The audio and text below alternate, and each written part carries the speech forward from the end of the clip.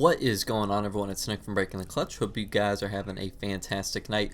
And today's video is going to be a bit different than what we normally produce.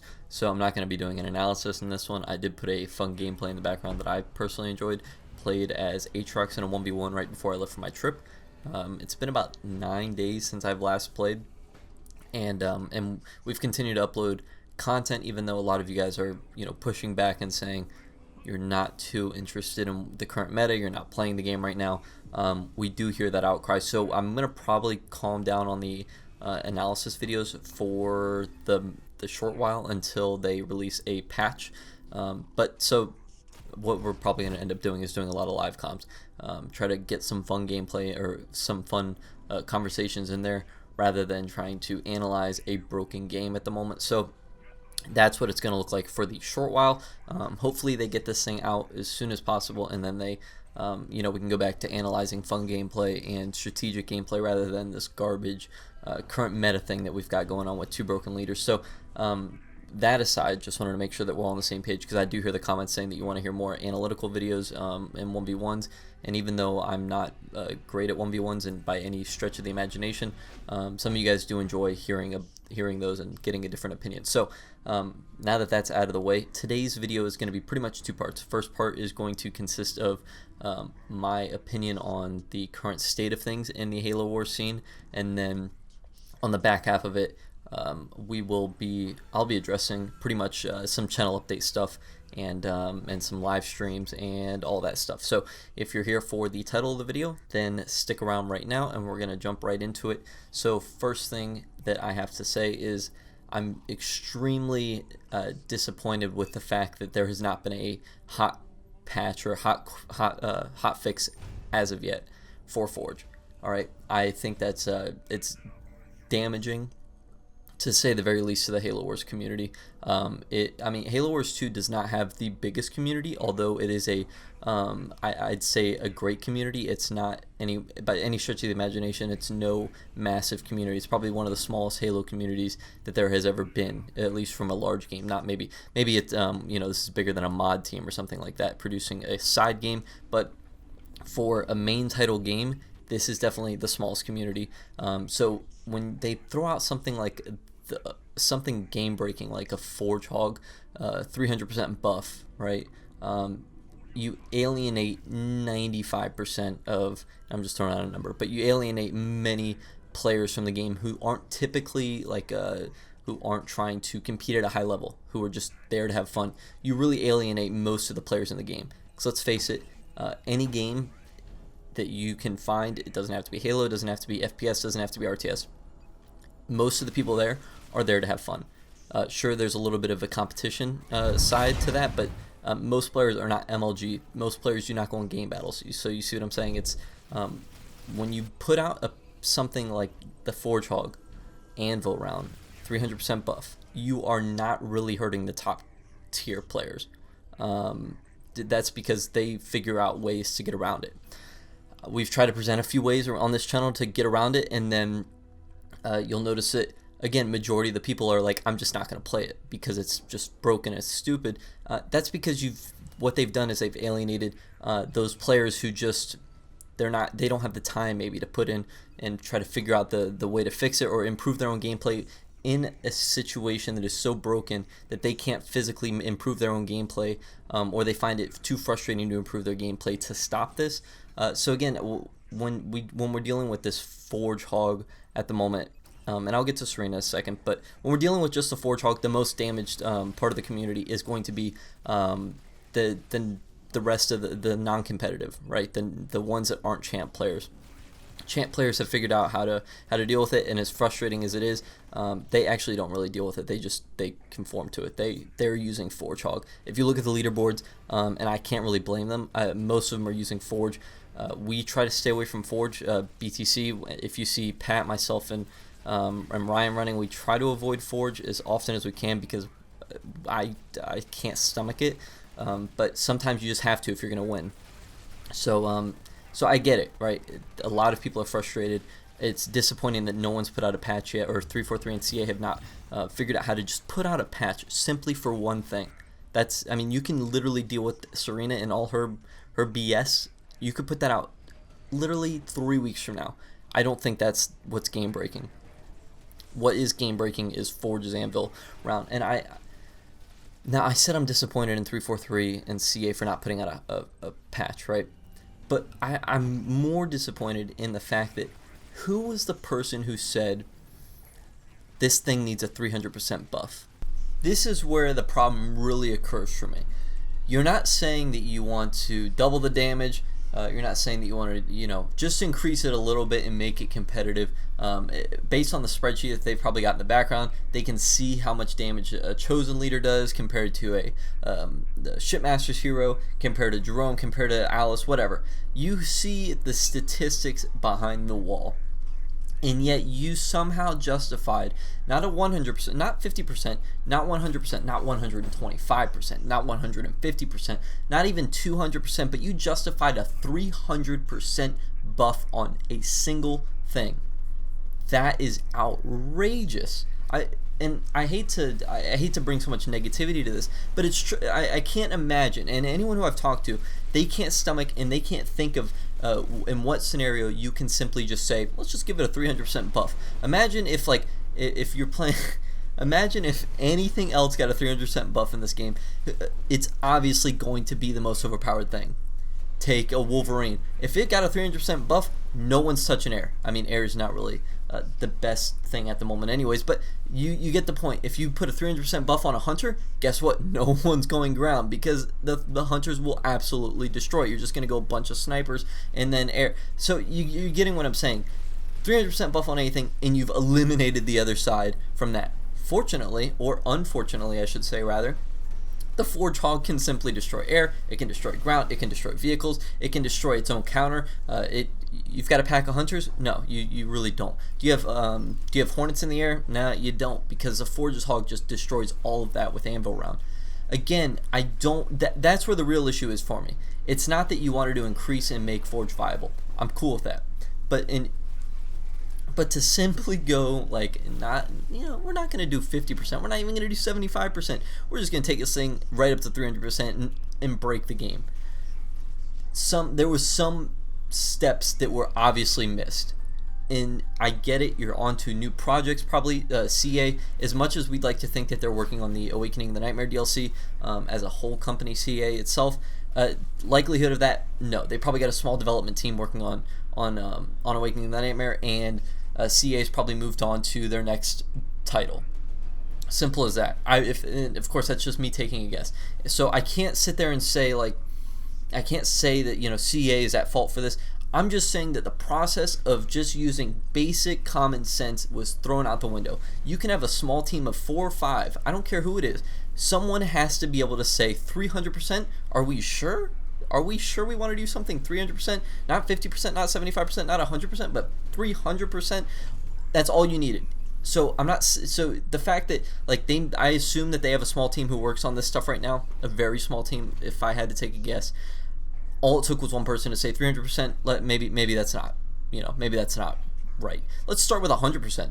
Fuck it. Let's say you just do 100% and Forge's Hog still isn't, at par with the rest of them. Fine. No one was using him anyways, so there was no need to buff him over the top. Just add a little bit next patch. Just give him a little 25-50% buff next time. Simply improve him little by little. You don't have to just go and throw 300% out the door and say, just let him happen, and then we'll not put out a patch for it or a quick fix for it as soon as we possibly can. Jerome, and this is another issue that I have, Jerome, when he was broken, he was fixed within a week. From my recollection, he was fixed. Fantastic. They jumped on it. I was super happy about that. Clearly something was wrong. It's a new DLC, and this was a new DLC leader, right? They threw it out there and they were like, okay, yeah, we see what's wrong. Let's wait a couple more days, make sure nothing else is happening before we throw out a patch to fix it. They waited a couple more extra days. They got their information that they needed, and then they threw out a patch. How long has it been since this Forge thing has been going on? All right, that's all I'm saying. That's it for Forge. I'm moving on to Serina. Here's a DLC leader now that they've put out, right? And I hear an outcry for Serina. I think they're addressing it well in the preview update that we saw from Pat the other day. I'm not too concerned with Serina. She had a game-breaking glitch, still does until the patch comes out. I'm not even going to mention it. That'll be fixed. Certain things you just can't predict.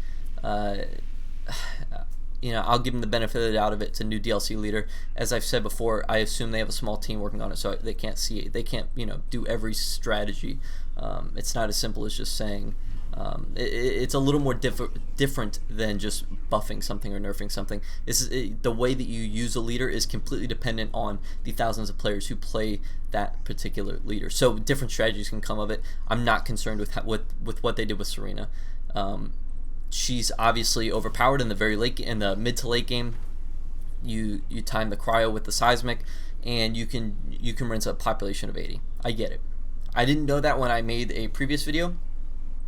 I think I stated something along the lines of Serina isn't overpowered, and I asked you guys' opinion. I simply stated I didn't think Serina was overpowered, and I wanted to get your guys' opinion of it.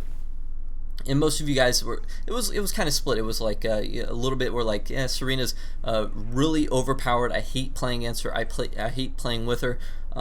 She breaks the game. And then other people were like, yeah, I can see that she's not the worst leader ever, although she is a nuisance, right? I saw the spectrum.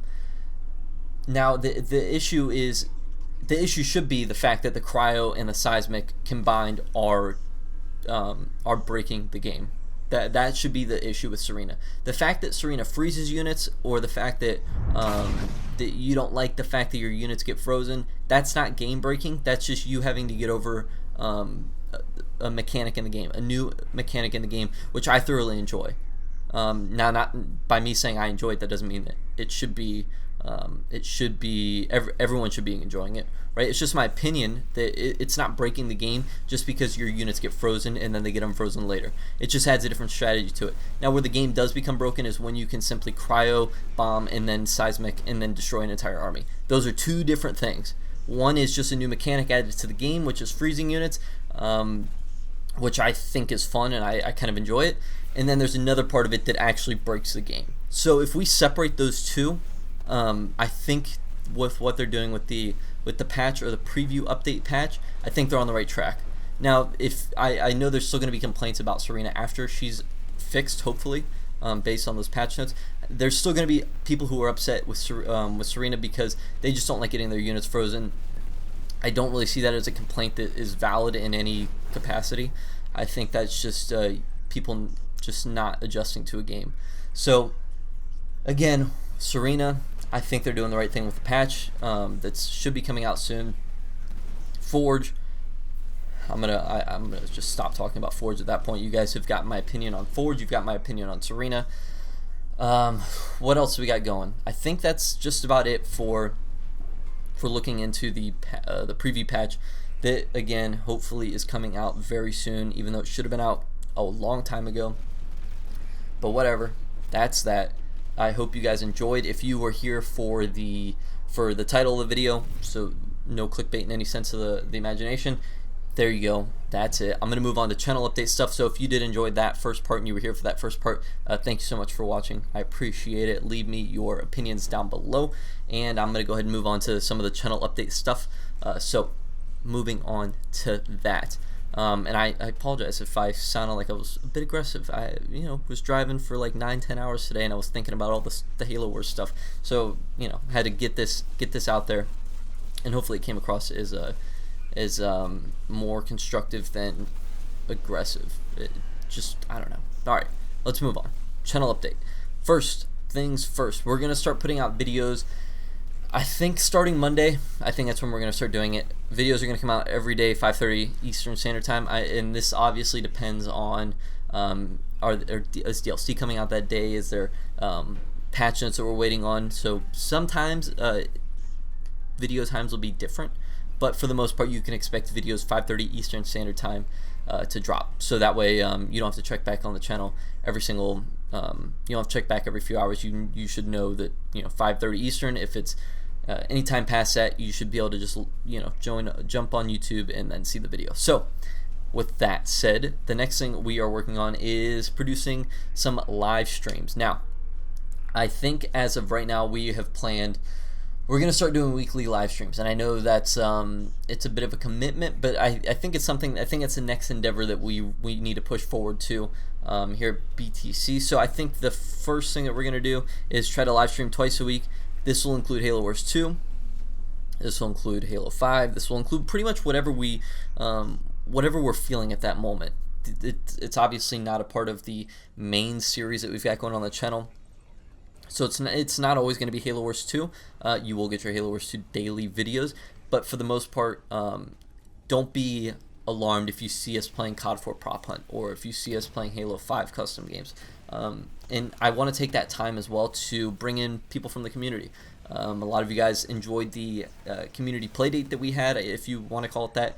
I hosted one maybe 2 weeks ago now, and had some people from the mod team. Had Ryan, had Jacob join in, help us out, and play some games, and it was a ton of fun.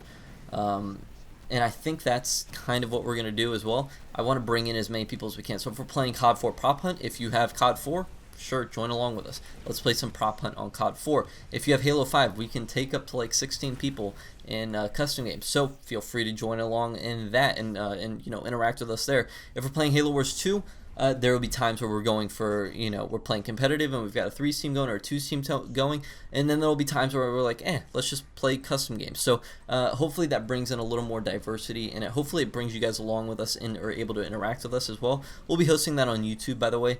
I was thinking about Twitch, and I think for now we just stick with YouTube and try to grow our YouTube community, and rather than splitting it up on Twitch and getting people from Twitch and YouTube. So right now we're doing it on YouTube. If you guys have any constructive criticism on that and like days that you want to see, I think as of right now we are aiming for Thursday and Saturday, both at 8 p.m. I think maybe a little earlier. I don't know how many UK viewers we got who are active on the channel. I can check the analytics and see what percentage of UK population or people further east than that, how many people watch that. But it really would depend on how many people are actually interacting and are interested in that. If there is a considerable amount of people who are interested in joining us on those live comms, or those live streams, I've got absolutely no problem pushing that a little bit back, so that way we can get the eastern side of the world to watch along with us. So I think that's gonna cover it. Let's see, live streams, video times. Check us out on the Discord. We've got I think we just broke 400 recently. Yeah, I think we broke 400 a few days ago. So we are, I think that's the best way to communicate with us, honestly. YouTube comments, I'm trying to check those as often as I can, but it's not as easy as sending a text message like Discord. So link down below in the description for anyone who is interested in that. And I think that's going to do it. Oh, congrats to Gabe for passing his driver's test. He is on... well, first of all, he's been a fantastic help to us in the BtC community. So I just thought maybe give him a shout out there. If you're on Discord, shout him out in the Discord as well. Show him some love and say congratulations to him, because he deserves it.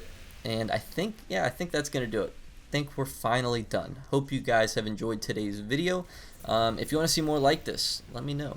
If you don't want to see any more like this, then let me know, and I'll be sure not to do it and give any more of these opinion videos. So thank you guys again so much for watching. Appreciate everything, and we'll see you guys tomorrow.